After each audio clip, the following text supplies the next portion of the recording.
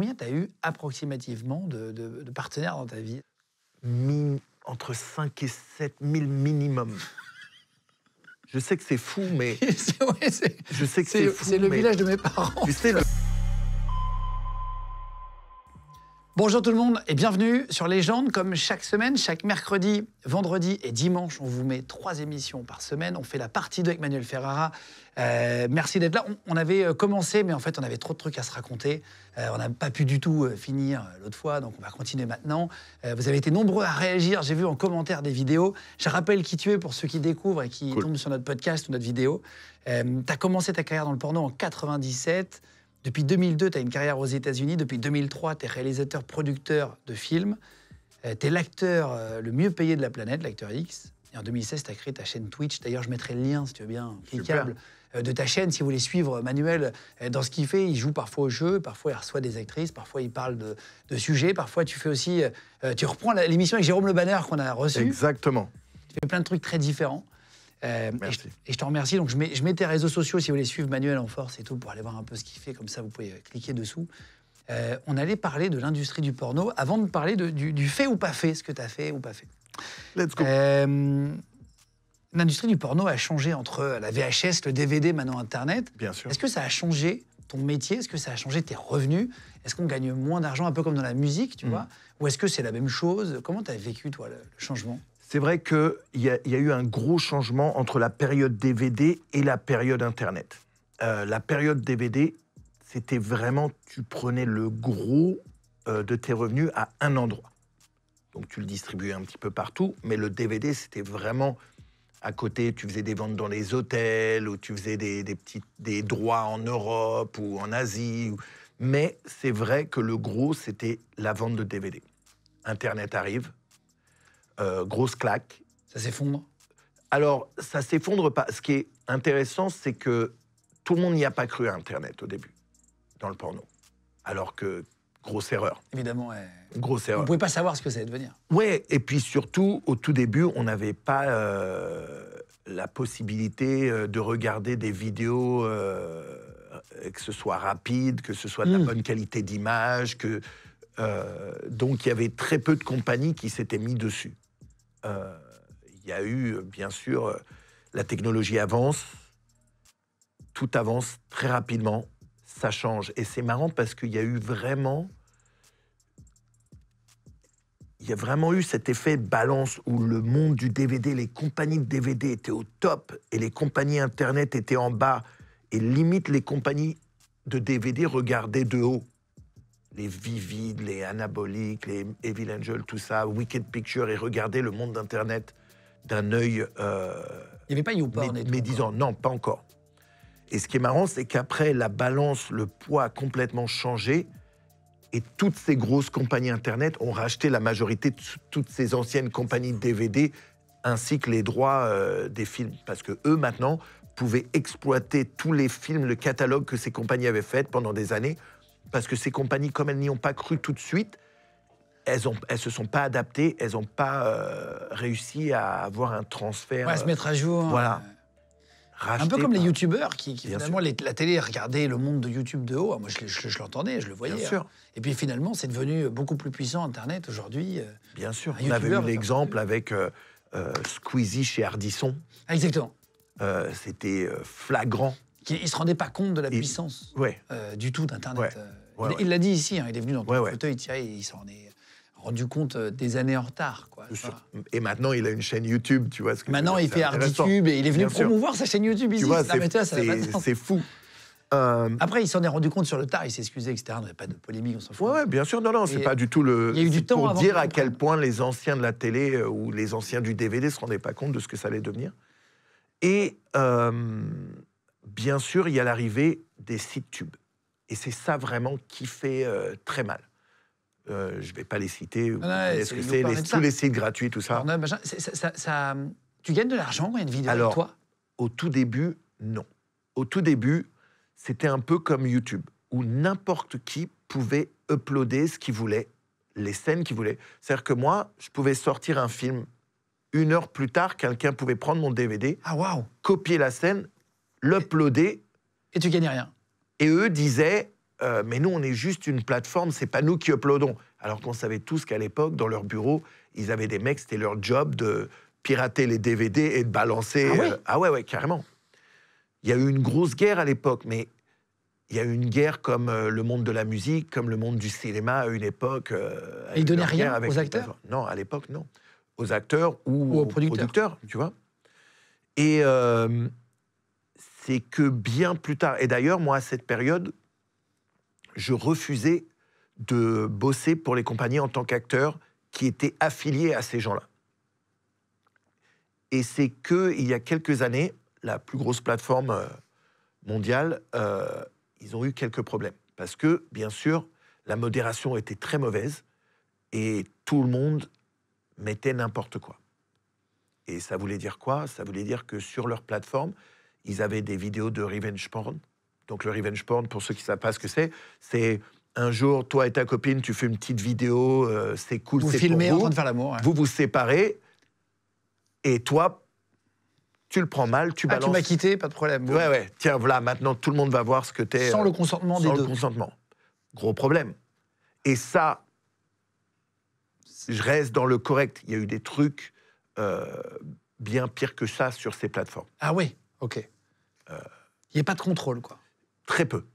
Ou très mal fait. Le problème, c'est que c'était des milliers et des milliers de vidéos uploadées par jour. C'est très dur de vraiment modérer tout ça. Après, YouTube le fait. Hein. Regarde, c'est faisable. Bien sûr. Il y a aussi aujourd'hui, je pense qu'il y a d'autres outils. Bien sûr. Et maintenant, ils peuvent le faire d'une meilleure manière. Mais je ne pense pas qu'ils avaient vraiment une envie de le faire sérieusement. Ouais, je disais pas vu, pas pris au début. Il ne faut pas oublier que le site PH, je vais l'appeler PH, génère 100 millions de vues par jour. C'est énorme. C'est énorme. Ça rapporte un pognon énorme. Non, énorme. Le porno, c'est énorme. Bien sûr. Et, ouais, bien sûr, 100 millions de vues. Le business du par porno, jour. je crois qu'il est au-dessus du cinéma, non ? Je dis une bêtise, non ? Je ne suis pas sûr. Non, peut-être pas. Honnêtement, je pense pas. Mais non, mais je sais que c'est énorme. on parle de, on se rend pas compte. On parle de plusieurs milliards. C'est par an, c'est sûr. Sauf que, avec tous les problèmes qu'il y a eu, un jour, Visa et Mastercard leur dit ah non, mais ça va pas continuer comme ça. Vous pouvez pas payer de vidéos. On arrête tout avec vous. Donc là, ils se retrouvent où les gens ne peuvent pas payer pour avoir accès. Parce que ce qui leur apporte de l'argent, c'est deux choses. C'est les comptes premium et aussi la redirection de trafic Internet. C'est-à-dire que au bout d'un moment, ils ont commencé à faire des deals avec des compagnies où, par exemple, moi, j'ai commencé à faire des deals avec eux où je leur disais, voilà, moi, je vais vous donner des vidéos de chez moi, des clips de 8 minutes, 8 à 10 minutes, vous devez poster mon lien, et chaque fois que quelqu'un arrive de chez vous, vous prenez un pourcentage de la vente. Et c'est vraiment... Un lien affilié, ça s'appelle. Voilà, un lien affilié, et c'est comme ça t'imagines, s'ils envoient chez tout le monde comme ça, ça représente énormément d'argent. Mais il y a aussi des comptes premium où là, ils prennent, je crois, quelque chose comme 50% de... Donc les gens créent aussi des comptes premium. Tu payes pour y avoir accès. Aussi, les acteurs et les actrices peuvent avoir leur propre compte premium. Et comme ça, tu fais aussi un partage de revenus avec la compagnie. Donc vous arrivez à gagner de l'argent quand même. Au bout d'un moment, on a été obligé de commencer à faire des deals avec eux. Et comme le monde de la musique, comme le monde du cinéma. Et mais Visa, Mastercard dit, bah non, il y a eu trop d'abus. Et tant que vous nettoyez pas tout ça, on travaille plus avec vous. C'est ce qu'ils ont fait. Ils ont été obligés maintenant de faire que des comptes vérifiés. Tu ne peux plus, sans avoir les bons papiers, sans avoir les pièces d'identité des gens, publier des vidéos de personnes qui ne sont pas... c'est très contrôlé. Ouais, maintenant c'est devenu très, très, très contrôlé. En tout cas, sur ce site. Il y a d'autres sites qui ne le font pas encore ça, et ça devrait leur arriver. On vient de me donner les chiffres, 100 milliards pour l'industrie du porno, 140 milliards pour l'industrie du cinéma. Merci beaucoup, Benjos. Donc du coup, c'est pas très très loin, c'est 30% en dessous du cinéma. Bien sûr, c'est fou. C'est fou, hein. Alors que les prods coûtent moins cher. C'est fou. Tu vois ce que je veux dire? C'est pas des 300 millions comme des blockbusters américains. Non, bien sûr. T'imagines comment ça doit rapporter de l'argent? C'est énorme. J'imagine très bien. Je parle au mec le mieux payé du monde dans ce métier-là, c'est vrai. Mais ça fait plaisir, en tout cas, que ça soit un Français. Tu vois ce que je veux dire? Merci. Cocorico. Bah oui, évidemment. Mon petit drapeau. Et tu disais que ça t'énervait dans une interview, j'avais noté ça, l'utilisation d'acteurs comme Jordi El Nino, Paula et Piper Perry. Alors, je ne connais pas. Alors, ouais, pourquoi? parce que c'est des gens qui font très très jeunes. Très jeune. Très très jeunes. Jordi El Nino, c'est un mec qui, aujourd'hui, doit avoir 28 piges, il se rapproche de la trentaine, mais tu le regardes, on dirait qu'il a 15 piges. Piper Perry, c'est une... Je pense plus qu'elle est active, mais c'est une fille... T'as déjà vu le mème d'une fille qui est assise sur un canapé avec un tas de gars autour d'elle? T'as déjà vu ce mème? Ouais, ça me dit quelque chose. C'est un mème très connu. Ouais, c'est cette fille-là. Pareil, tu la vois, cette fille, elle ne fait pas femme, elle fait enfant. Et ce genre ça me dégoûte, en fait. Moi, je ne suis pas pour ce genre de promotion. Je ne suis pas pour ce genre de porno. Ouais, tu te dis, c'est bizarre. Si, et je trouve ça immonde, ça attire les mauvaises personnes. Et en plus, ça attire les gens, que ça excite de voir ce genre de jeunes, mais aussi ça permet aux plus jeunes de s'identifier à cette personne. Ah oui, de se dire, attends, ça pourrait être moi, là. Tu vois ce que je veux dire? Et donc ça, c'est vraiment... Ça attire les jeunes. Tu as déjà tourné, tu dis, ça te dégoûte, mais est-ce que sur un tournage, tu arrives et on te dit, c'est elle ta partenaire? Alors... Avec Piper Perry, c'est ça? Non, elle, j'ai refusé. J'ai une anecdote assez sympa avec elle. C'est que j'étais à un event, c'était des récompenses, des awards, un truc comme ça. Et il y avait un dîner. Et à la fin, elle passe à la table où j'étais et elle vient se présenter. Et elle est là, elle est toute rigolote, elle rigole, elle dit tous mes fans me disent que je devrais travailler avec toi, mais comme tu as un gros sexe, je ne sais pas si je vais pouvoir. Et je lui dis non, mais je te le dis tout de suite, t'inquiète pas, ça n'arrivera jamais. Avant que tu te dises, tu sais pas si tu vas le faire, moi, je veux pas tourner avec toi. Donc, tu l'as dit, ouais. Je lui ai dit, dis à tes fans que ça n'arrivera jamais. Je ne suis pas, ça m'attire pas. Je ne suis pas attiré par ce genre de femme. Qu'est-ce que tu penses, toi, du fait qu'il y ait beaucoup de jeunes qui ont accès au porno facilement aujourd'hui? Avant, c'était plus dur. Moi, Bien sûr. La vérité, c'est que moi, j'avais un livre, à l'époque, on parlait du magazine Union. Ouais. Mais en fait, on se démerdait d'aller au marchand de journaux avant. Bien sûr. Et de prendre un livre, de cacher entre deux magazines et de faire comme si on l'avait pas vu, puis de le payer. Et on avait ça sous le lit, machin. Hein. Aujourd'hui, tu as plus accès à ça sur le téléphone en 2 secondes. Et même si tu as un contrôle parental, on sait très bien que... C'est très compliqué, en réalité.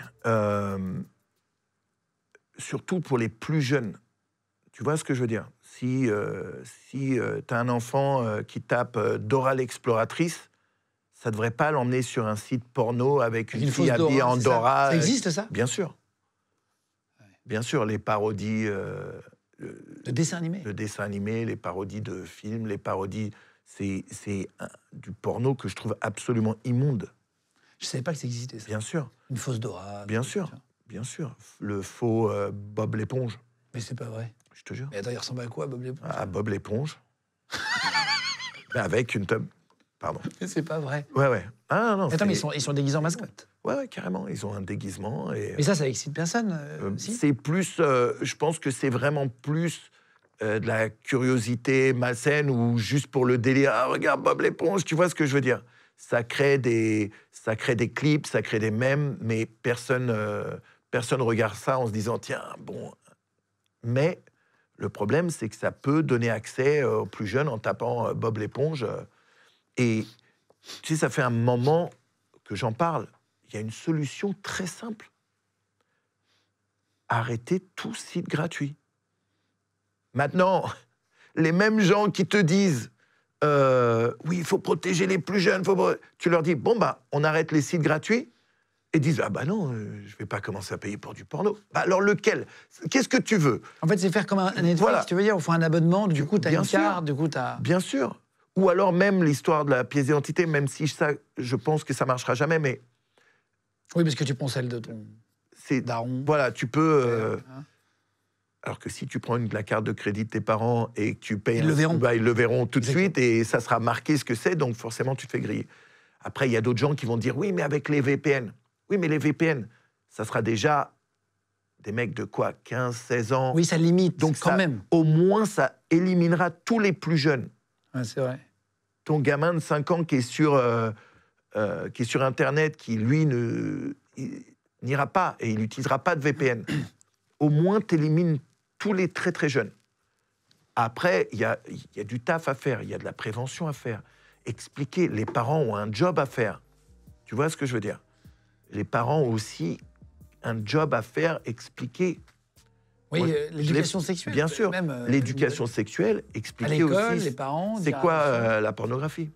À l'école, c'est un sujet qui est quand même très compliqué aujourd'hui. C'est vrai qu'il devrait y avoir l'éducation sexuelle. Et dans l'éducation sexuelle, pas l'éducation sexuelle, on te dit, tiens, tu mets la fille en levrette et tu fais ci. Non, non, vraiment, tu sais, les organes de reproduction, comment ça marche, etc. etc. Comprendre le corps, quoi. Voilà. Les cycles. Et peut-être aussi faire un cours, qu'est-ce que la pornographie? Ça peut être quelque chose à... Maintenant, pareil, c'est pas des gamins de 6 ans que tu vas faire un cours là-dessus. C'est déjà des adolescents. Les dangers, ce qui peut... Que c'est pas la vraie vie. Voilà. Ce que c'est expliquer, c'est du divertissement. C'est pas comme ça. Ça, c'est des pros, c'est... Et puis ça s'est pas passé comme vous voyez. Il y a la mise en scène. Exactement, vraiment, il y a un taf à faire là-dessus. Mais il y a un gros taf des parents. Mais il y a aussi un gros taf de l'industrie du porno à faire. Malheureusement, tout le monde n'est pas prêt à le faire, quoi. Il y a Macron, pardon. Il y a le président de la République, Emmanuel Macron, qui a tweeté il y a quelques années, la pornographie a franchi la porte des établissements scolaires. Nous ne pouvons ignorer ce genre qui fait de la femme un objet d'humiliation. Okay. Hashtag ne rien laisser passer. Tu lui as répondu. Oui. Dans la foulée, tu lui as dit Manuel Ferrara TV, donc ton Twitter, que je mettrai, si vous voulez, en cliquable sur la vidéo. À la base, j'avais répondu, pas avec mon Twitter, parce que j'ai 2 Twitter. J'ai mon Twitter pro, Manuel Ferrara, qui est vraiment orienté porn et tout ça. Et j'avais créé, en même temps que ma chaîne Twitch, un Twitter plus pour tout ce qui était pour le gaming, mais aussi tout ce qui est, moi, mainstream. En dehors. Mainstream. Voilà. Et c'est avec celui-là que je lui avais répondu. Et tu dis, je suis dans ce business que vous essayez de diaboliser en faisant ce genre de remarques. Je suis prêt à m'asseoir avec vous et à discuter d'un sujet qu'a priori vous ne connaissez pas. J'attends votre appel, point d'exclamation. Il t'a écrit? Non.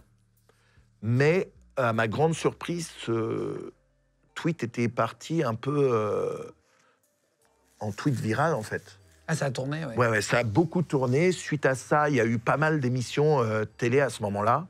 Pas mal d'émissions qui m'ont contacté. Malheureusement, j'étais aux États-Unis. C'était des émissions qui me demandaient d'être présent. Je ne pouvais pas être présent. Ils ont fait venir d'autres personnes qui ont aussi bien parlé, ouais. super bien parlé, tout ça. Non, bien sûr. Et puis là, c'était quelle année? C'était en 2017. C'était quoi le hashtag? On ne peut rien laisser passer? Ne rien laisser passer. Rien laisser passer. Hashtag ne rien laisser passer. Ouais. Et depuis, ils ont tout laissé passer. C'est bien beau de parler, c'est bien beau de dire des choses. Tu veux faire quelque chose. Il n'y a pas longtemps, j'avais fait un stream React, justement, où ils avaient invité une ministre face à un mec qui n'était pas un acteur porno, qui faisait partie d'un collectif où lui et 2 filles faisaient des vidéos sur une plateforme. Mais lui, il est venu parler du porno. Et même s'il a dit des vérités, il ne connaît pas le monde du porno. Il connaît juste que lui et ses amis font. Clairement, cette personne, la ministre, n'a aucune idée de ce dont elle parle. Et on la met en face d'une autre personne qui a des idées vagues, mais pas bonnes, toujours. Moi, je suis toujours dispo. Moi, je suis prêt à discuter. Moi, je suis très ouvert. Ça fait des années sur Twitch que je parle des problèmes, que je parle de manière de régler les choses, de possibilités. Mais c'est bien beau d'en parler. Rien laisser passer. Ça fait des années que tout passe. Il y a des progrès à faire, mais de tous les côtés, en fait. Tu dis, pour finir sur ça, puis après on va parler de tout ce que tu as fait, les trucs les plus fous. Tu dis dans un de tes lives que les cours d'éducation sexuelle à l'école, c'était n'importe quoi. Est-ce que toi, tu avais eu quoi comme cours, toi? C'était une banane, il fallait... Ouais, c'était rapide, ouais. Comment mettre un préservatif, mais tu voyais que la prof n'avait sûrement jamais mis de préso avant. Pardon. Puis t'es là, ça te fait marrer, tu rigoles comme un petit con, parce que... Mais c'est un cours, c'est une demi-heure dans l'année, et allez, bon, ça y est, on passe à autre chose, vous êtes bien marré. Non, il y a des vrais trucs à faire. Parce qu'on le rappelle quand même, la loi en France, c'est interdiction du porno totale pour les moins de 18 ans. C'est-à-dire qu'on n'a pas le droit d'y aller, mais en fait, il suffit juste de cliquer sur « Je suis majeur ». Bien sûr. Il n'y a jamais un mec de 15 ans qui a dit « Ah merde, ah bah non, j'ai pas 18 ans, je vais pas cliquer ». Je crois que ça n'est jamais arrivé. Peut-être aussi comme le Covid, où on faisait des auto-déclarations, on prenait une dans chaque poche et puis on sortait celle avec le bon horaire. Il n'y a que moi qui l'ai fait, ça, mais voilà. Bon, je vois pas de quoi tu parles. Ça fait 27 ans que tu fais carrière dans le porno. Est-ce que le polyamour, relation intime, mais avec plusieurs partenaires en parallèle, est-ce que tu as déjà eu plusieurs histoires d'amour officielles en même temps?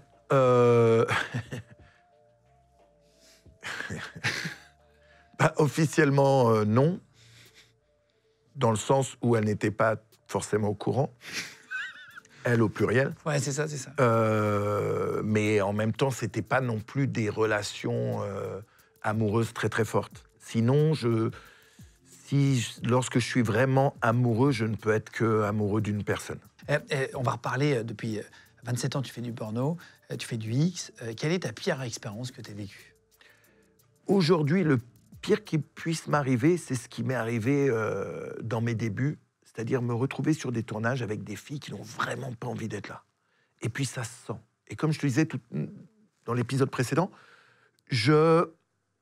à l'époque, je me disais, c'est mon job, elle est là pour faire un job, elle va bien le faire, mais qu'elle ait envie de le faire ou pas, ça ne devrait pas.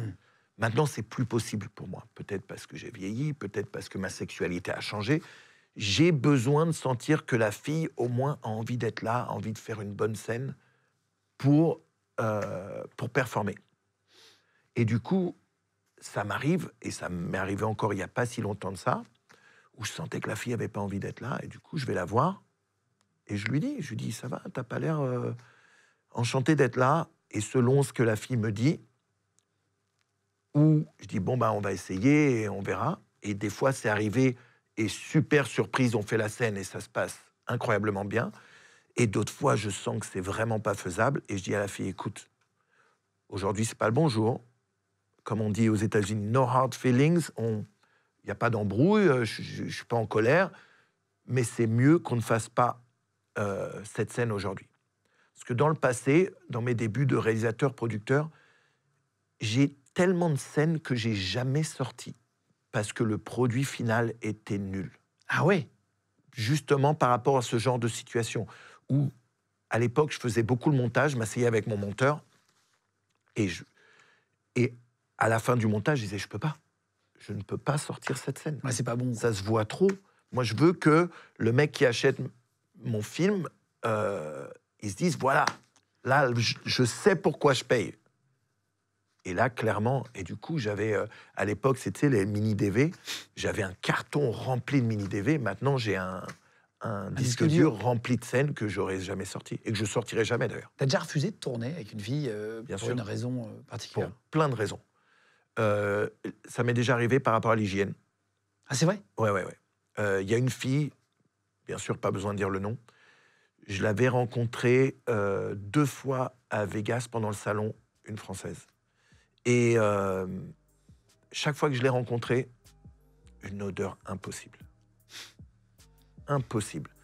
Et chaque fois que je la voyais, très gentille fille, mais chaque fois que je la voyais, quand est-ce qu'on va tourner ensemble? Quand est-ce qu'on... Et un jour, j'en parle à un couple d'amis, et avant même que j'en parle, ils me disent « Oh là là, on a vu Machine. Impossible. » Tu sais qu'elle est là, tu vois ce que je veux dire? Ah là là. Je me rappelle mais pourquoi même... elle se lave pas? C'est bizarre. J'ai jamais osé lui dire... ah, c'est vrai? Ouais, c'est compliqué. Hein. Tu vois, alors que d'habitude, je suis quand même assez direct. Et du coup, j'ai jamais tourné avec elle parce que ça m'a tué l'envie de faire quoi que ce soit avec elle. Mais ça doit être chaud sur les films, même porno. Sur les films X, l'odeur, des trucs qu'on voit pas, parce que ça se sent pas à l'image. Ça arrive que très, très, très, très, très rarement. Parce que, surtout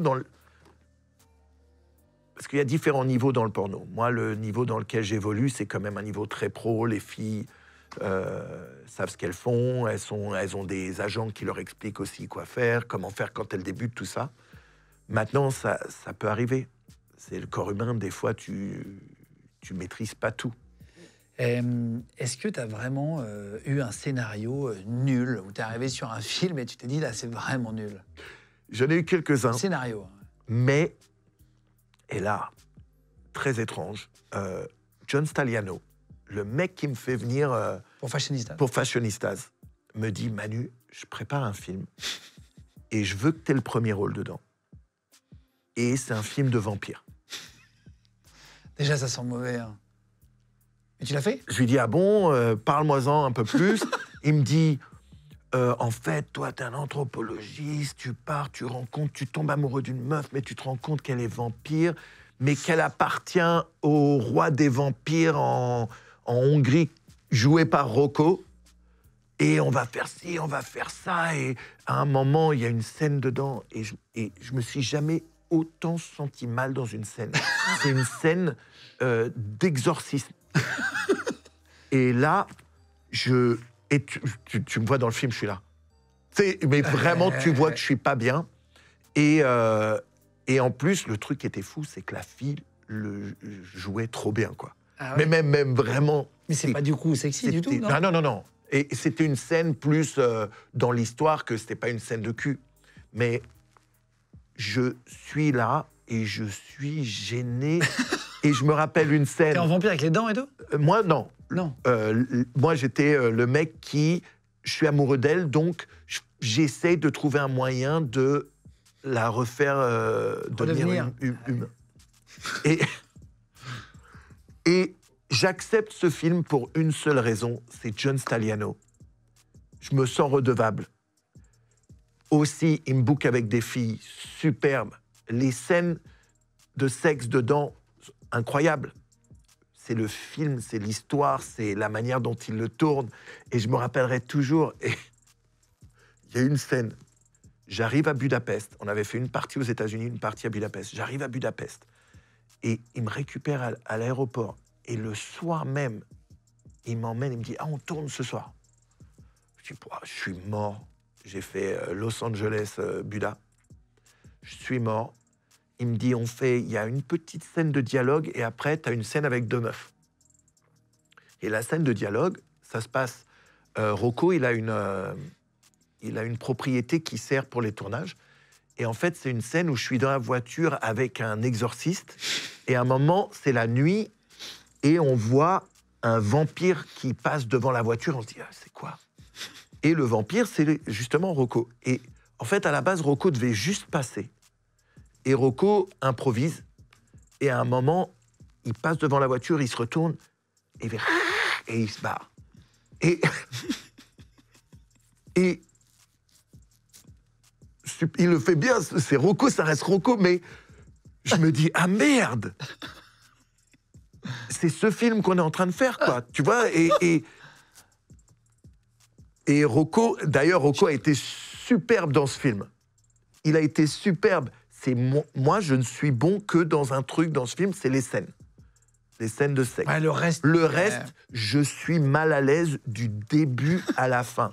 J'ai envie de le voir, le film. Non, mais juste pour voir ta tête. Et au point que après ils ont fait Voracious 2 et je suis complètement écarté du film. Quand Voracious 1, le premier sort, on fait une interview, il y a l'actrice principale, il y a John Staliano et il y a moi. Alors John, ton film, oh, c'est super, vous allez voir, on a voyagé là. La fille, ah, c'est super. Ils arrivent sur moi et moi, je ne veux pas mentir. Ils me disent, et toi, Manu, qu'est-ce que tu penses? Je dis, je pense que ça va beaucoup plaire à certains, peut-être beaucoup moins à d'autres. C'est vrai? Et là, les deux me regardent en mode, mais quel traître, tu vois. Mais je ne voulais pas dire, vous allez kiffer, parce que je sais les images qu'ils ont fait et c'est malaisant à souhait, quoi. Putain, t'as dû en voir. Est-ce que t'as déjà eu des incidents physiques sur un tournage porno, sur un tournage X? Est-ce que t'as déjà blessé quelqu'un qui a glissé, coupé, j'en sais rien, sur un truc, tu vois, sur le bord d'un bureau en fer, tordu une cheville ou au niveau des parties aussi, est-ce que, tu vois? Ouais, rien de grave. Ah si. J'ai eu une fois, je faisais une scène avec deux filles. Et il y a une des deux filles qui me prend en bouche et l'autre qui essaie de faire un truc pour rendre la scène un peu plus forte. elle commence à pousser elle met sa main derrière la tête de la fille, elle la pousse pour qu'elle aille plus profondément. Sauf qu'à ce moment-là, la fille n'avait pas forcément la bouche ouverte comme elle aurait dû pour faire ce genre de... Et puis, elle me râpe tout le côté avec ses dents de pénis, quoi. Et du coup, je saigne. Ah, waouh! Donc c'est fini? Du coup, on arrête la scène. Oh là là, Manu, je suis désolé. Ouais, bon, c'est la merde, quoi. Je me dis, bon, bah là, je vais me reposer pendant une semaine. C'est pas grave, je vais devoir annuler tout le monde. C'est chiant, mais... Sauf qu'on est déjà presque à la fin de la scène. Et si je ne finis pas la scène, ben... Le film est... Eux perdent énormément d'argent sur cette journée. Ils me disent, qu'est-ce que t'en penses? Je dis, bon, ben, on va attendre. Du coup, on attend un petit peu. Et à un moment, je leur dis, allez, il te reste combien de temps? Il me dit une dizaine de minutes. Je dis, allez, on réessaye. On reprend, sauf que, bah, forcément, comme j'ai cette coupure sur le côté, obligé de finir la scène que d'un côté. Donc, un peu à l'égyptienne, tu sais, Ouais. tout de profil. tu vois le délire? Et que du côté gauche, pour pas qu'on voit le côté droit. Côté, quoi. Ah ouais. Et je finis la scène, douloureusement, mais je finis la scène. T'arrives à aller jusqu'au bout quand même? Ouais, j'arrive à aller jusqu'au bout quand même. C'était juste 10 minutes. C'était 2 très belles filles qui étaient quand même très, très excitantes, du coup. Mais c'est vrai que c'était pas la scène la plus confortable à finir, ouais. Ouais, et est-ce que tu as déjà eu de l'inconfort de l'autre côté aussi? Est-ce que parfois ils font un repos après une scène avec toi pour les filles, etc.? Bien sûr, mais pas forcément qu'avec moi. Je suis quand même assez large. Et du coup, certaines... C'est pas des discussions qu'on a dans l'émission. Désolé. Non, t'inquiète. Hein. C'est quand même... par exemple, quand on parle de sexe anal, certaines filles ont plus de facilité que d'autres. Et c'est vrai que... bon, moi, le truc, c'est que même si je suis large, je prends énormément de temps pour aider la fille à se préparer.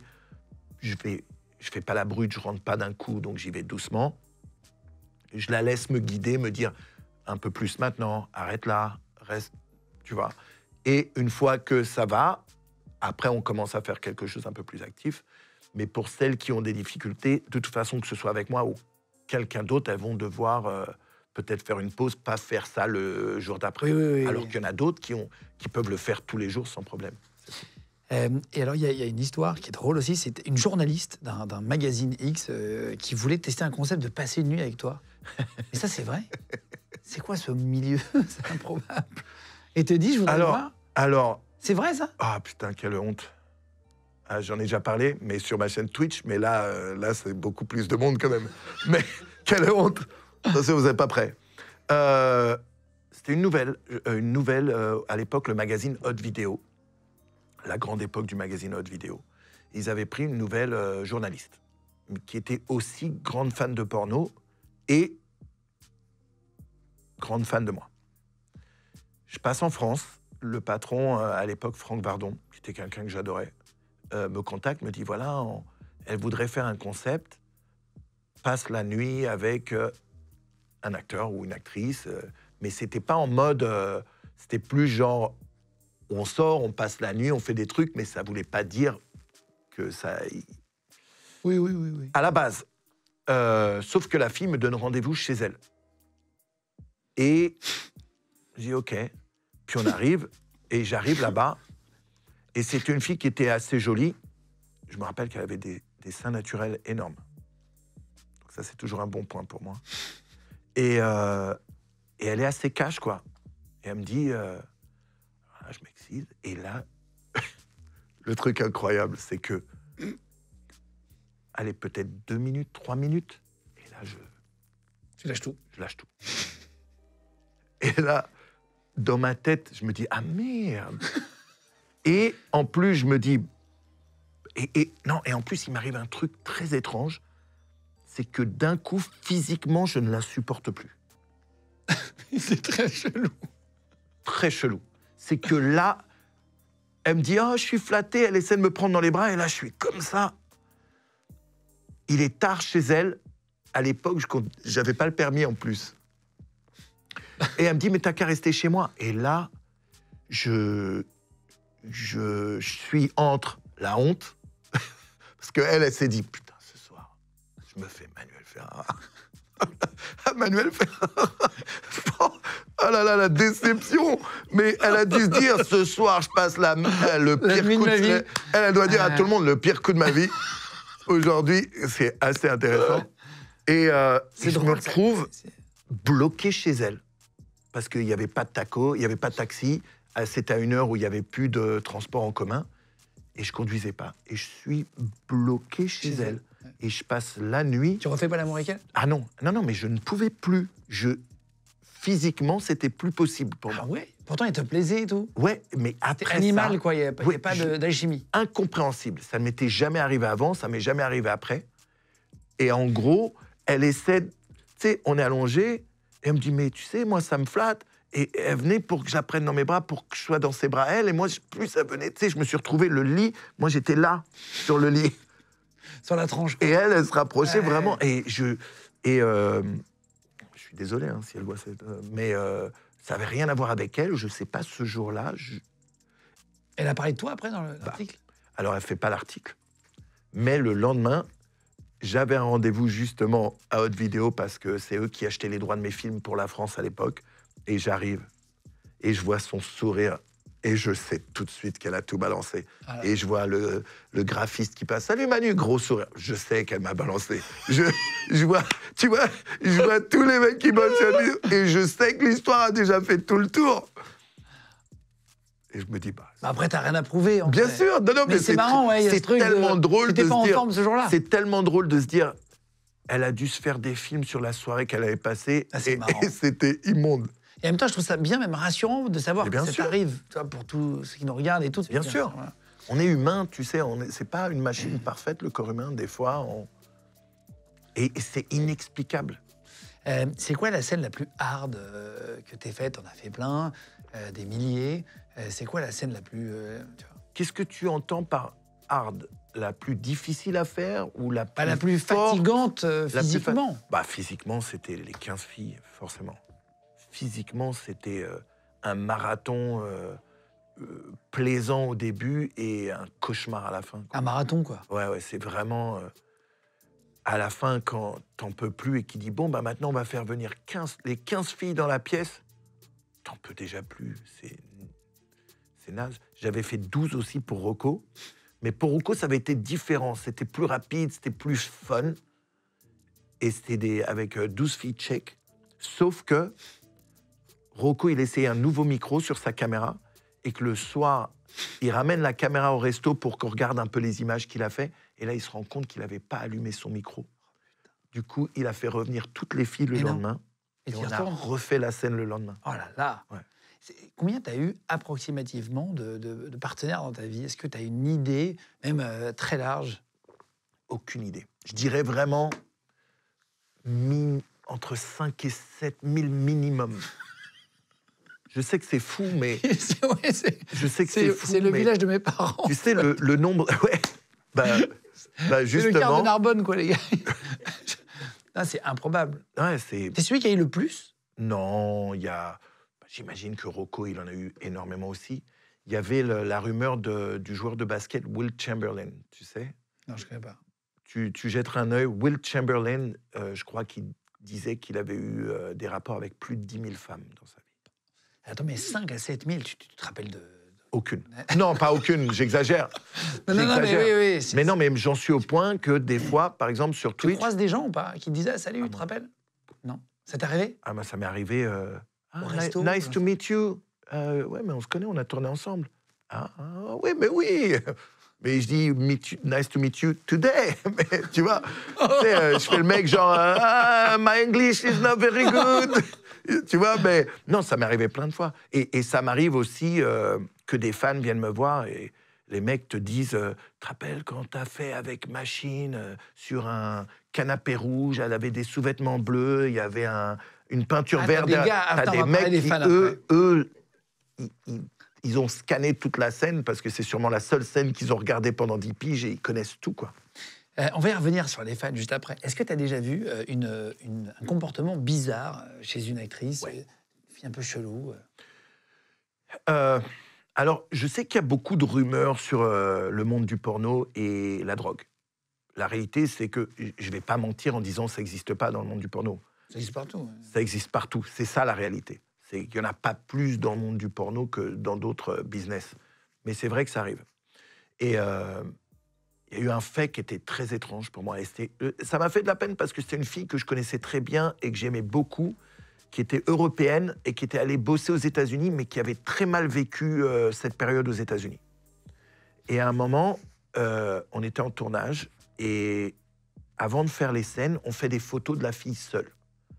Et mon photographe, à un moment, il me regarde.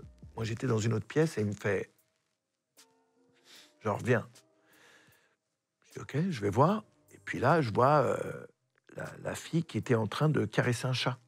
Et elle parle au chat. « Ah, t'es trop mignon. » Mais il n'y avait pas de chat. Il caressait le vide. Et je lui dis, ça va? Elle me dit, oh, il est trop mignon, t'as vu? Je regarde le photographe, je dis, bon, ben, c'était un Français, Laurent.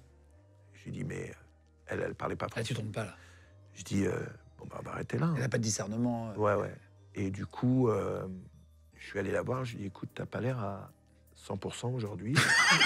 Je vais appeler ton agent, ce que j'ai fait, parce que la pire chose que je puisse faire, c'est d'arrêter là, à lui dire, bah, rentre chez toi. Ouais. Je vais pas la laisser prendre le volant. Ah non, elle avait pris de la drogue ou c'était juste un moment de folie? Je pense qu'elle avait dû prendre un peu de drogue. Oh Ouais. Et qu'elle était dans un monde... Elle était chez les bisounours, quoi. Et du coup, j'appelle son agent. Effectivement, son agent est venu la chercher, l'a ramenée chez elle. Quelques jours plus tard, elle m'appelle et elle m'explique qu'elle vit très mal cette période aux États-Unis. Je lui dis, mais alors, pourquoi tu restes? Rentre. Elle était tchèque. Je lui rentre en République tchèque, va voir ta famille, te fais pas souffrir, ça vaut pas le coup, quoi. Oui, bien sûr. Bien sûr. Oh. Et t'as vu un autre comportement étonnant aussi, c'est une fille qui fume et qui va se cacher. Là, très délire. C'est une fille qui arrive, elle était là pour faire...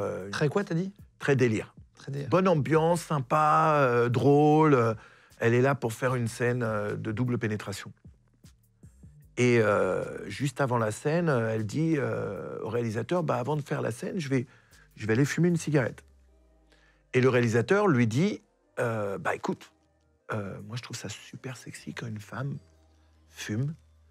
J'aime bien faire des plans des lèvres, les doigts, la fumée qui passe devant les yeux. Fume et je vais te filmer. Et la fille dit, non, je veux pas que mes parents sachent que je fume. Et là, on se regarde tous en se disant, ah, ok, donc...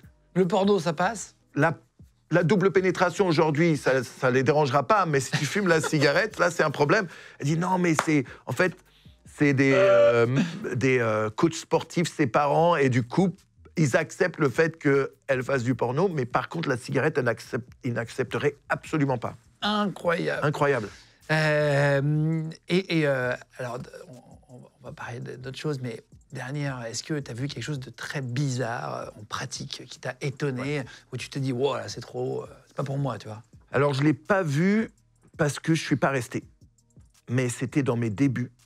Dans mes débuts dans le porno, je faisais une scène pour une compagnie amateur. Et la fille avec qui je tournais me dit, je fais 2 scènes aujourd'hui, t'es la première scène, et après, je fais une autre scène, mais c'est un style complètement différent. Je dis, ah bon, ok. Je me pose pas de questions. Je fais la scène avec cette fille, ça se passe bien, je finis, je vais prendre ma douche, et là, je ressors et je vois un monsieur d'un certain âge. Il devait avoir 55, 60 ans. Je dis, bonjour monsieur, vous êtes là pour... Il me dit, ah, je suis dans la prochaine scène. Je me dis, attends, qu'est-ce qu'il va faire, lui, dans cette scène? Et là, il m'explique que lui, c'est un soumis, et que son kiff, c'est de se faire percer. Avec des aiguilles, des trucs comme ça. Donc là, la prochaine scène, c'était une scène de domination, d'humiliation et de sadomasochisme, où la fille allait prendre des aiguilles, percer le mec à travers. Ouais, je suis pas resté. T'es pas resté, ouais. Ah non, et ça va, non. Merci. Est-ce qu'il y a des pornos est-ce que tu as déjà tourné dans un porno gay? Est-ce qu'on t'a déjà demandé de tourner avec une fille, ou j'en sais rien, mais dans un porno gay ou un truc? Alors, j'allais dire oui, non. Oui, on m'a beaucoup proposé. Non, je ne l'ai jamais fait parce que c'est pas ma sexualité. C'est aussi simple que ça m'excite pas. Un mec ne m'excite pas. Maintenant, si j'avais été bi ou gay, j'aurais fait ça toute la journée. Il y a un porno de trans. Est-ce qu'on t'a déjà proposé un porno de trans? Pareil, c'est pas ma sexualité. On m'a proposé plein de trucs. Je suis pote avec pas mal de filles trans du business et elles essayent toujours de me dire « Alors Manu, quand est-ce que tu passes chez nous ? Et ça les fait marrer. C'est juste pas ma sexualité. Si c'était ma sexualité, mais je le ferais à 100%. On me dit souvent, tu sais, si j'avais vraiment fait attention au regard des autres, j'aurais jamais fait de porno, point. Donc c'est pas pour m'arrêter à me dire, ah ben non, je peux pas faire du porno gay parce qu'on va me regarder. Non, si j'étais attiré par les hommes, je ferais du porno gay. Si j'étais attiré par les femmes trans, je ferais du porno avec des femmes trans. C'est juste pas ma sexualité. Si tu devais donner des conseils, toi qui as eu 5 à 7 000 partenaires dans ton métier d'acteur X, si tu devais donner un conseil pour donner du plaisir à une femme, j'ai demandé aussi des choses quand j'ai reçu des actrices X. Ouais. Toi, pour donner du plaisir à une femme, qu'est-ce que ça serait si tu devais donner des conseils à des... Déjà, toujours être à l'écoute. Tu vois, toujours être à l'écoute. Communiquer avec la personne.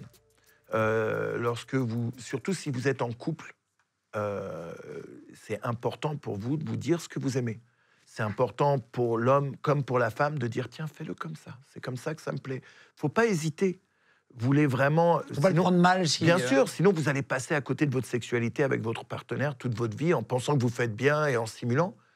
Autant une ou deux fois dire tiens, fais-le comme ça, mets-le comme ça. Et des deux côtés, pareil, hein, toutes les femmes ne savent pas forcément bien faire quel que soit l'acte. C'est important de le dire, mais pas de le faire genre t'es nul, fais comme ci, fais comme ça. C'est pas le but. Mais je pense que vraiment communiquer ce que vous aimez, c'est la base. C'est la vraie base d'une sexualité épanouie. Une rumeur sur Internet, est-ce que toutes les femmes peuvent être fontaines? Oui. Ça, c'est vrai? Ouais, toutes les femmes peuvent être fontaines. Mais il y a femme fontaine et femme fontaine. Femme fontaine dans le porno où ça sort comme ça, c'est qu'elles boivent énormément d'eau et qu'à un moment, elles se laissent un peu aller.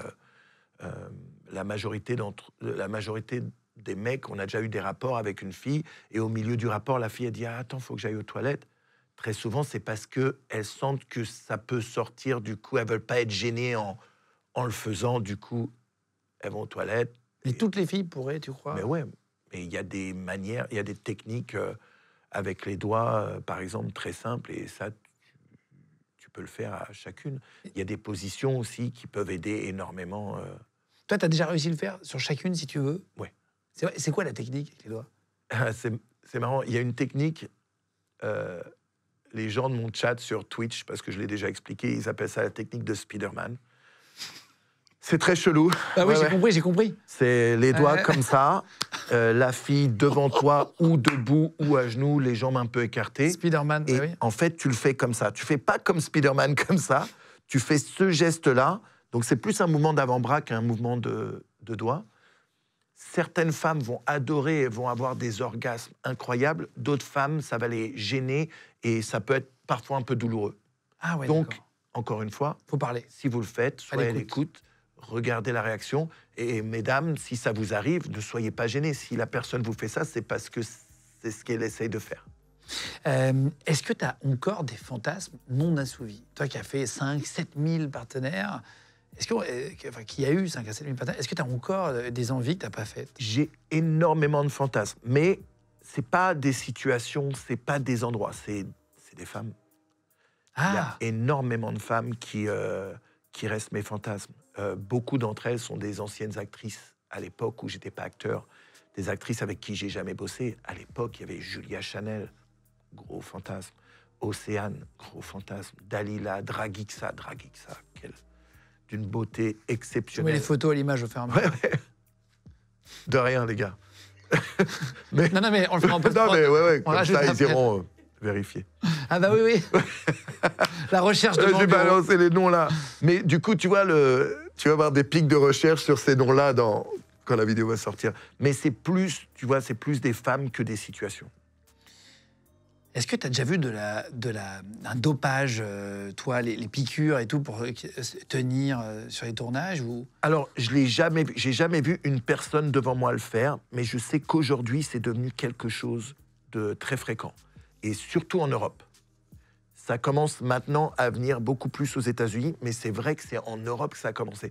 Ce qui est assez étrange, parce qu'à l'époque où moi j'ai commencé, quand je suis arrivé aux États-Unis et que je voyais les mecs prendre du Viagra, pour moi, ça, c'était du dopage. Je me disais, mais comment ils trichent?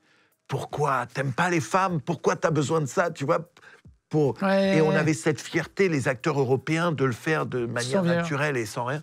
Et aujourd'hui, c'est devenu difficile. C'est une pratique que je recommande. Pardon, c'est une pratique que je recommande à absolument personne. À long terme, ça peut faire des dommages irréparables. J'ai eu un exemple aux États-Unis. Il y a un acteur qui était très connu, qui l'a fait pendant quelques années. Au bout d'un moment, il pouvait le faire 3-4 fois pour finir une scène et galérer. Et... Ah ouais, à la fin, t'es moins performant naturellement. Ouais, au point, bien sûr. Et puis, c'est comme tout. Au bout d'un moment, quand tu prends... Le corps s'habitue. Le corps s'habitue et ça marche de moins en moins. Puis après, les mecs, ils doivent le faire même dans leur vie privée. Ça marche plus. Comme les antibiotiques. Tu vois, c'est complètement fou. Et le mec, maintenant, il s'est fait opérer, il a fait mettre une pompe. Ah non, c'est un truc de psychopathe. Ah. Sauf que ce genre de... en fait, dans une de tes bourses, ils te mettent une pompe avec un liquide et un tube dans ton truc. Et t'appuies et ça met le liquide dans le tube qui fait que... Mais pareil, ça, c'est des trucs qui sont pas faits pour être utilisés par des acteurs porno qui ont des rapports comme les nôtres aussi souvent. Le mec, il a déjà pété 3 fois, il a eu 4 opérations. Oui, c'est des trucs pour qu'on ait un problème physique. Voilà, c'est pas pour faire ça.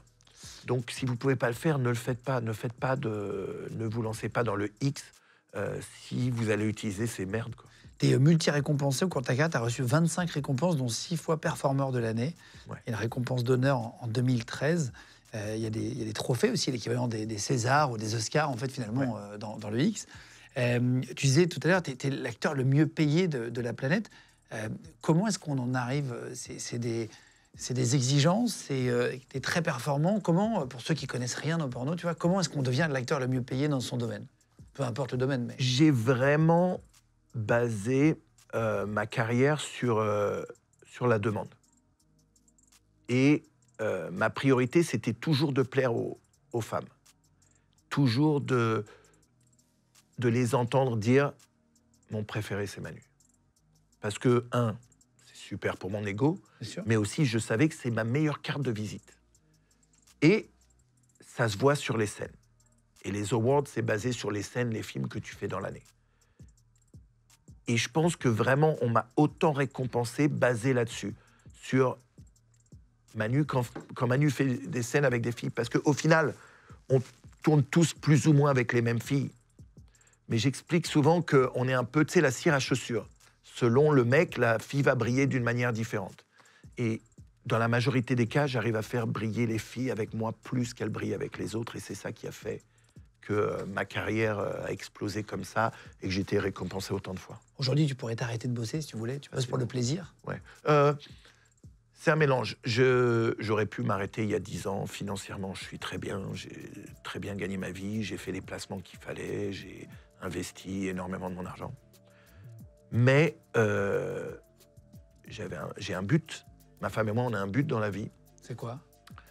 Mettre mes enfants à l'abri complètement. C'est tout. Et c'est marrant parce que je pense réellement que le but qu'on s'est fixé va coïncider exactement avec ce que tu vas réussir à gagner. Mes 50 ans. Tu vois ce que je veux dire? Donc encore 2 ans. Ça fait quelques années que je dis à tout le monde, je pense qu'à 50 ans, je serai à la retraite. À la retraite pour toi et pour tes enfants? Oui. Pour que eux aient un vrai départ dans la vie. Comment t'estimes quoi, tu vois? Des placements que j'ai faits et équitables entre mes 4 enfants. Tu vois, chacun commenceront avec des biens. Avec un certain capital. Voilà, un capital. Tu as fait des produits dérivés. 2 sextoys moulés sur ton propre sexe. Ouais. Un avec une marque qui s'appelle Nouvelle Sensation, voilà, Ouais. New Sensation, et Fleshlight. Ouais. Comment ça se passe, le moulage? Je parle de technique, mais Alors- je me suis posé la question. Donc je suis un peu- Alors là, barre de rire, parce que j'ai fait 2 moules, 2 techniques complètement différentes. Le premier moule, c'était pendant la période lorsque je sortais avec Katsuni. Et là, c'était un peu plus une technique ancienne où tu devais garder une érection pendant 15-20 minutes. Et sans rien faire. sans rien faire. Donc moi, j'y suis allé, j'avais Katsuni avec moi. Et elle m'embrassait, elle me caressait, elle me disait des trucs pour que je reste dur. Et pendant qu'elle fait ça, t'as un mec qui te met un tube autour du pénis avec un trou au-dessus du tube. Il fait couler du Et il béton? fait Enfin, du couler plâtre. C'était plus un liquide gélatineux, mais qui durcissait, tu vois. Un peu comme chez le dentiste pour prendre les marques, non? Exactement. Qui durcit très vite. Ouais. Mais par contre, il faut que tu restes fort pendant 15-20 minutes, le temps que ça solidifie. Sans bouger, c'est chaud. Sans bouger, ouais. Moi, ça m'a beaucoup aidé d'avoir Katsuni avec moi à l'époque. Et donc, c'est comme ça que j'ai fait celui-là. Ce qui est très, très drôle, en fait, le mec qui le faisait, c'était un mec qui était très fan et très gay. Du coup, il arrêtait pas de me dire à quel point il était content de me faire mon moule, quoi. Tu vois? Et moi... C'est sympa. Non, mais moi, je kiffe. Moi, merci. Le mec, il me disait, je regarde toutes tes scènes. Bah, high five. Merci, ça te plaît? Si ça te plaît, je suis content, tu vois? Et la deuxième fois, là, c'est pour une marque Fleshlight, qui est une marque incroyable, mais aussi qui a une histoire de fou. Et là, j'étais avec ma femme actuelle, Kaden Cross. Et là, on y va. Et là, nouvelle technologie. C'est scanner. Pareil, il faut que tu restes en érection pendant 15-20 minutes. Mais là, ils doivent te mettre un tas de petits autocollants tout autour de ton sgeg. Mais le truc qui est drôle, c'est que c'est des petits ronds blancs avec un petit point noir au milieu. Et ça ressemble, tu sais, sur les marionnettes, les yeux qui... ça... Mais du coup, au début, j'en mets 2. Et ça ressemblait vraiment à ça, quoi. Et là, pareil, je suis avec ma femme Kaden et elle m'embrasse, elle me parle et elle m'aide à rester en érection pendant tout ce temps. Incroyable. Et c'est des fans qui achètent ça? Ouais. Des Et fans, pareil, toi? fans, hommes, femmes. Ah, qui t'envoient des photos? Des fois, je reçois des trucs que je demande pas forcément, quoi. Est-ce que tu as déjà eu des fans dans la rue qui te sortent des trucs bizarres? Comment ça se passe, le contact, quand tu es acteur X avec un père de famille qui va te croiser, qui va te faire un double take, tu vois, un petit regard? Ah ouais. Tu vas voir qu'il t'a reconnu, mais il va faire comme si de rien n'était. La majorité des gens sont discrets ou alors ils me font... Un petit clin d'œil? Ouais. Une fois, je me rappelle, j'étais allé à la Paris Game Week. C'était le salon du jeu vidéo ici. Et je suis dans un ascenseur et il y a un mec avec sa femme et ses 2 gamins qui rentrent. Et là, je vois le mec, je suis au fond de l'ascenseur, il fait un pas en arrière. Et là, il me regarde, il fait... Gros clin d'œil. Il n'allait pas me dire devant sa femme et ses gamins... Ah ouais, tu c'est vois. un acteur, je connais. J'ai eu des moments un peu gênants, justement, à la Paris Game Week, où à la Paris Game Week, il y a énormément de gens qui m'arrêtent pour prendre des photos, pour me demander des autographes ou faire une petite vidéo ou un truc comme ça. Le problème, c'est que ça amène aussi des gens qui ne savent pas qui je suis, mais qui suivent une foule et qui se disent « on verra plus tard qui c'est ». Et des fois, c'est des très jeunes. Ah ouais, putain. Et je vois très bien je peux faire une photo avec vous, je sais pas qui vous êtes, mais... Ouais. Mais du coup, moi, je suis obligé de tu dis, prendre le papa ou la maman à part et dire « ah ouais. Je peux pas faire une photo avec votre fils ou avec votre fille parce que je fais dans le domaine de l'adulte et ce serait pas correct. » Et là, les parents disent « Ah, bébé, non, c'est pas pour nous. Là. » Et là, le gamin te regarde comme si t'étais la pire ordure de la planète. Comme si t'as dit non, alors qu'en fait, tu veux juste préserver, tu vois. Mais là, genre, il te regarde... c'est compliqué des fois, tu vois. Est-ce que tu te prends des MP? Est-ce que tu reçois des messages en privé de femmes qui ont envie de réaliser un fantasme avec un acteur X? Là, lorsque j'ai annoncé que je venais à Paris, le nombre de messages que j'ai eus. C'est vrai? Et énormément de femmes. Énormément de femmes. Ah non, et puis nous... Quel type de femmes? C'est des mamans? de tout, vraiment de tout, de tout, de tout. Et nous les mecs, on est un peu bébêtes. On veut la même chose. Monte tes seins, monte ton cul, fais voir ça. Tu vois, les femmes vont très très loin. Ah oui? Beaucoup plus loin. Je reçois des demandes où je reçois des fois des vidéos, encore une fois, que je demande pas. Et je reçois des trucs parfois. Tu dis, ah merde, elle va loin. Elle va loin. Et j'ai tendance à rarement regarder mes TMP? mes MP, ouais. Tes messages Rarement, privés? rarement. Mais attention, hein, et ça m'est déjà arrivé aussi en personne de rencontrer des femmes et qui se permettent des trucs avec moi que... Ah bon? Ah mais incroyable. Ça veut dire quoi? C'est des meufs qui vont direct m'attraper le sgeg au-dessus du pantalon. Ah oui? Qui m'embrassent à la volée. Agression sexuelle maintenant. Hein, tout ça. Ben oui, mais dans ce sens-là, compliqué. Putain, c'est fou. Ouais. Ah oui, qui vont vraiment y aller en Ah ouais, disant, mais il est des ouvert. trucs à l'arrache. Il est acteur porno, donc forcément, je peux chaud, faire quoi. ce que je veux, quoi. Tu consommes du porno? Énormément, ouais. Toi, toujours? Ouais. Tu regardes professionnellement maintenant ou tu Pas du regardes tout. pour le Je ne plaisir? peux pas regarder du porno avec des gens que je connais. Je sais qui est vrai, je sais... Ah oui, et oui. moi, j'ai besoin du fantasme. J'aime les vidéos très amateurs. C'est de plus en plus dur parce que tu en connais Bien beaucoup, sûr. non?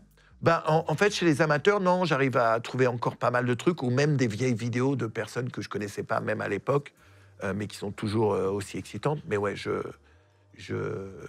consomme encore pas mal, ouais. Tu te fais surprendre par ta femme parfois en train de Ça m'est arrivé. de te masturber tout seul, ouais? Ouais, ça m'est arrivé.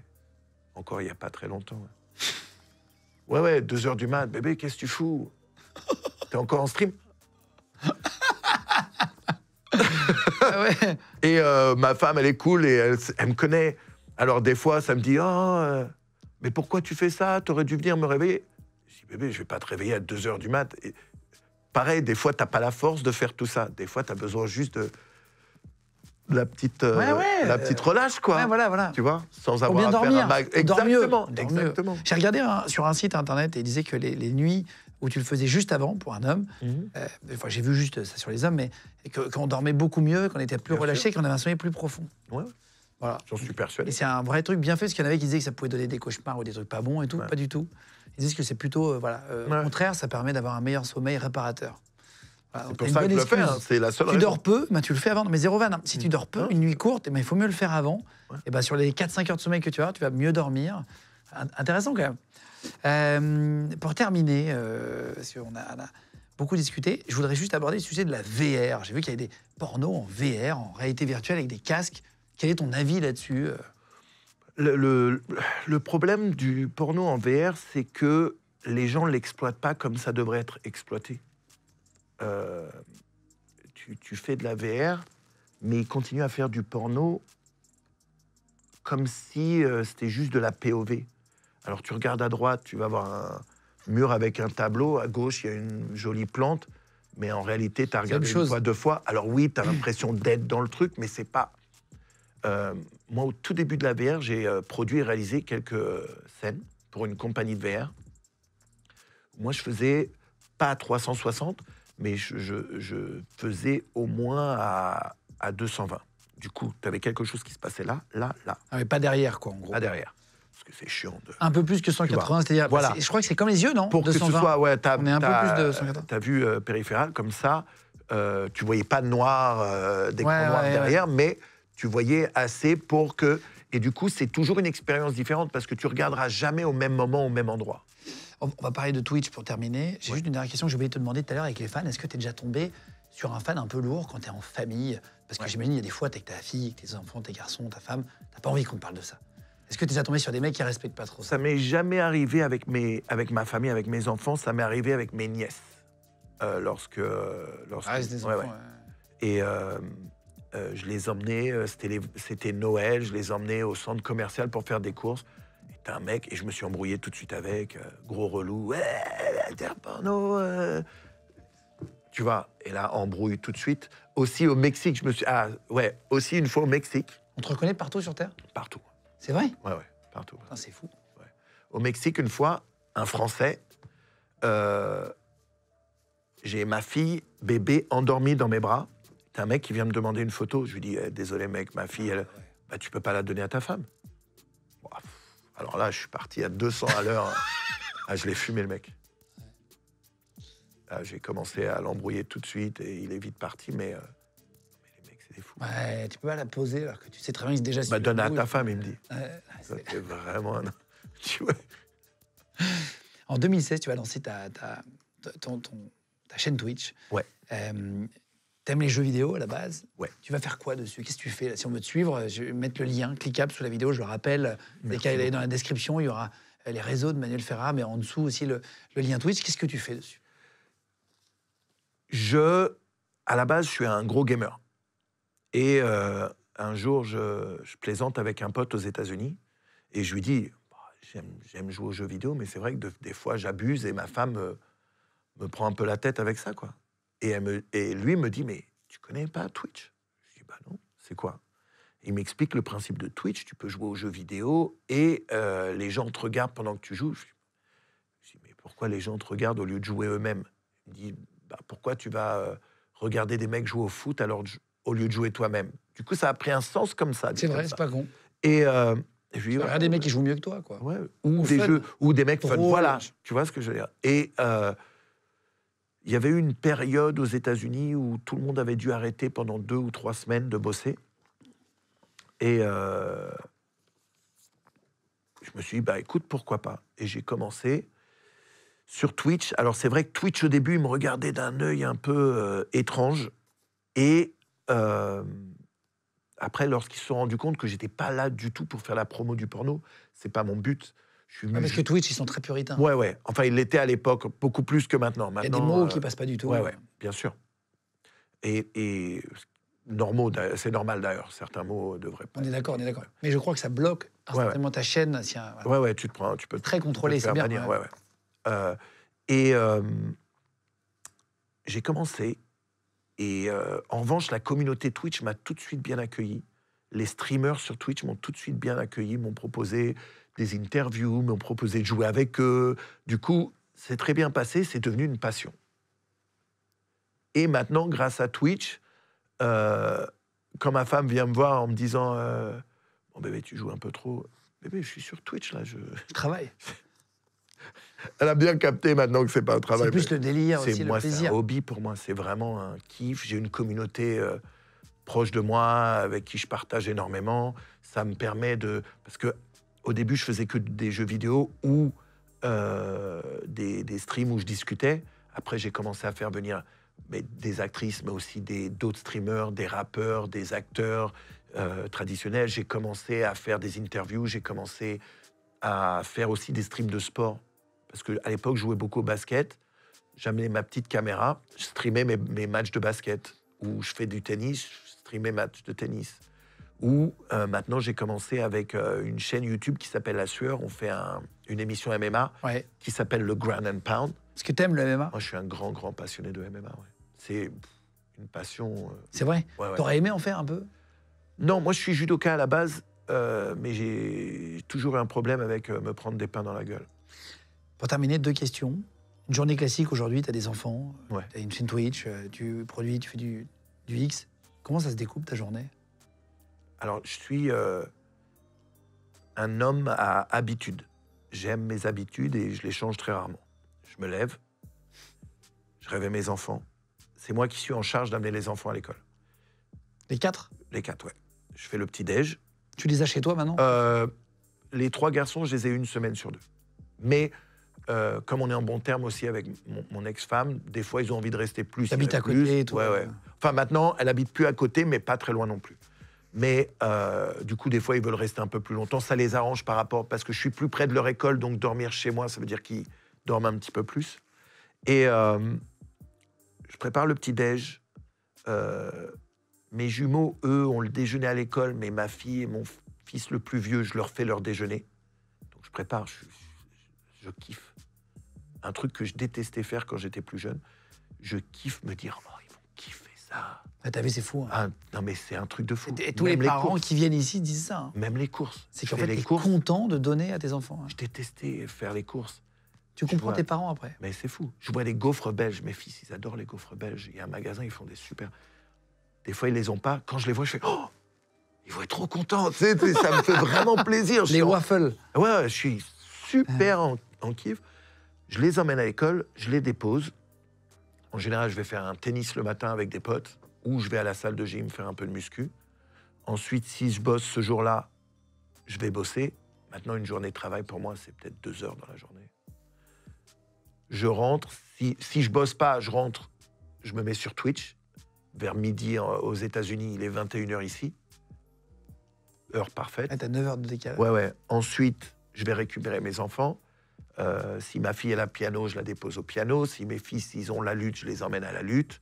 Ou des fois, la lutte, c'est à l'école. Ensuite, je les récupère, je les ramène à la maison, je leur fais un petit goûter, ils font leurs devoirs. Je retourne au sport le soir, je fais du jiu-jitsu brésilien. J'emmène mon fils le plus vieux, on fait du jiu-jitsu brésilien ensemble.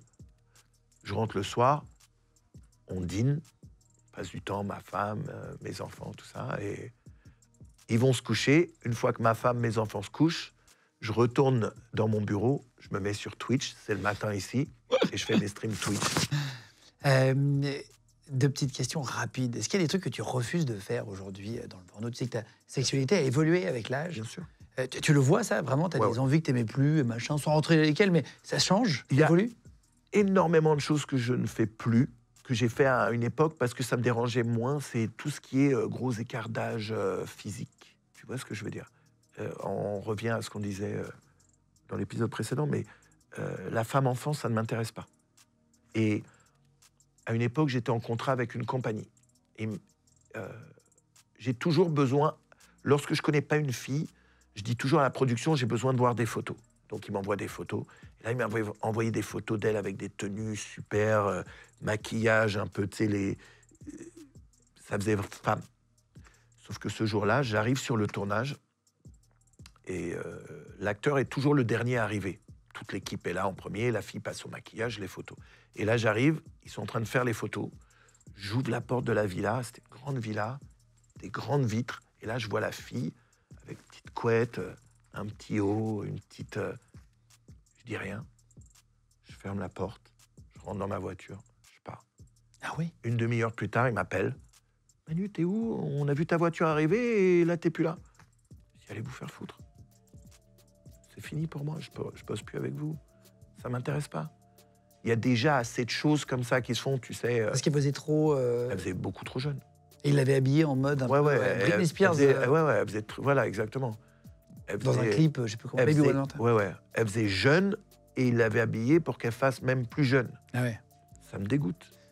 Et est-ce qu'on t'a proposé, pour terminer, dernière question, des vrais rôles au cinéma? Enfin, du cinéma classique. J'ai une histoire assez... C'est marrant que tu me poses cette question maintenant, parce que on me propose souvent des trucs.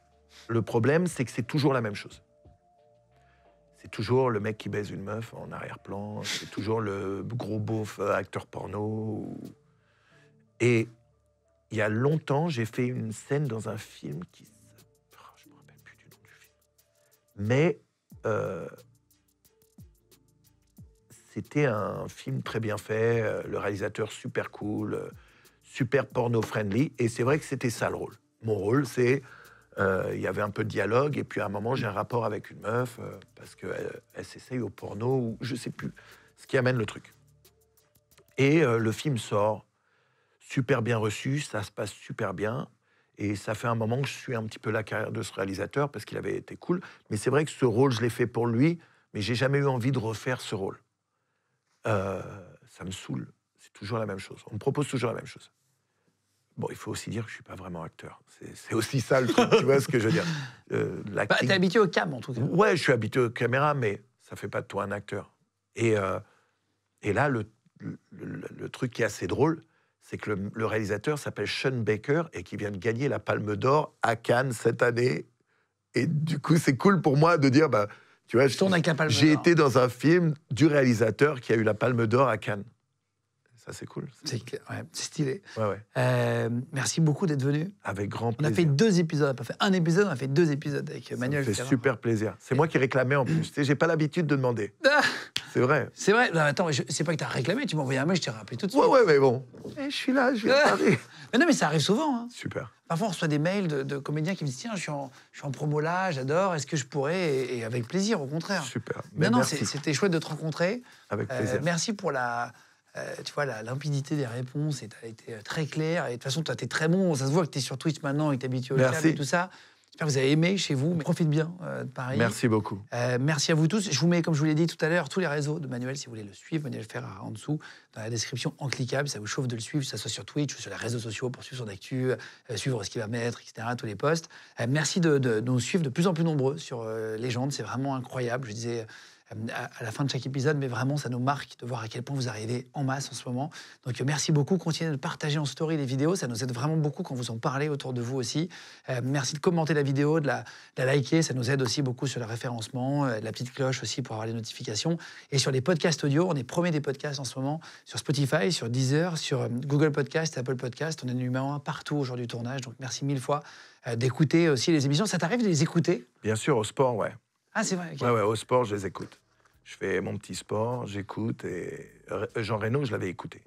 Le banner, je l'avais regardé. Jean Reno, j'ai écouté. La voix de Youssef, ouais. Youssef Bouganem, j'ai regardé. Incroyable, Youssef. Merci beaucoup. Ouais, donc, c'est les deux. Merci beaucoup à vous tous qui regardiez, que vous écoutiez. Merci à l'équipe, encore une fois. L'équipe super qu'on a dans ce média qui est géniale. Je vous embrasse fort et on se retrouve à la prochaine vidéo. Ciao tout le monde.